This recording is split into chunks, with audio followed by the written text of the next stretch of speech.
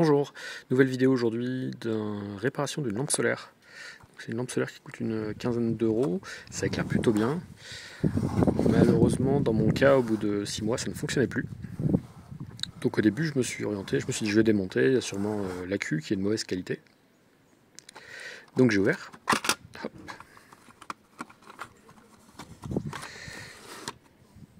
On retrouve bien deux accus à 16850 lithium-ion.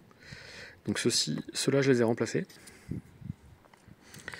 Donc ils étaient effectivement de mauvaise qualité, mais j'ai voulu les contrôler. J'ai d'abord commencé par contrôler la tension et j'ai eu une belle surprise.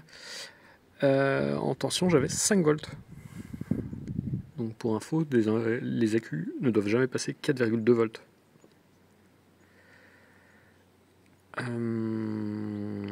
Donc pour moi, ça veut dire qu'il n'y a pas de BMS. Il y a bien un circuit intégré, mais il n'y a pas de gestionnaire de charge. Le panneau solaire charge, et il charge sans fin, sans faire attention à l'état de l'accu. Donc j'ai vérifié, au multimètre, effectivement, en plein soleil, j'oscille entre 5,5 et 6 volts, pour un accu qui ne doit jamais passer 4,2 volts. Donc la solution, il faut changer les accus. S'ils sont montés à 5 volts, ils sont morts. Ici, c'est des accus, je crois que c'est des accus d'un vieux PC portable. C'est peut-être plus bon pour le PC portable, c'est peut-être plus bon pour votre aspirateur Dyson ou sans fil. Par contre, ça marche encore très bien pour une lampe solaire. Et j'ai acheté un BMS. Donc j'en ai même acheté 10 pour 2 euros. Livré. Voilà, c'est une petite plaquette, il y en a 10 dessus. Vous cassez la plaquette, vous en récupérez un. Et on va l'intercaler entre la batterie et l'éclairage panneau solaire. Alors je l'ai fait sur celui d'à côté. Voilà comment ça se présente. On relie les deux bornes à batterie et on a un port de charge-décharge fait par le milieu.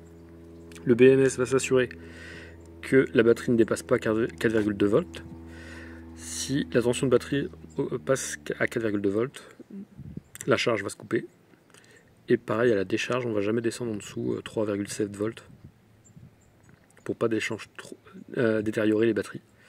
En dessous de 3,7 volts et au-dessus de 4,2 volts, on endommage la chimie des batteries. Ce qui fait que mon accu n'a duré que 6 mois. Voilà, donc un coup de fer à souder sur chaque côté pour l'intercaler. Et souder au milieu les deux fils qui étaient précédemment soudés sur les extérieurs.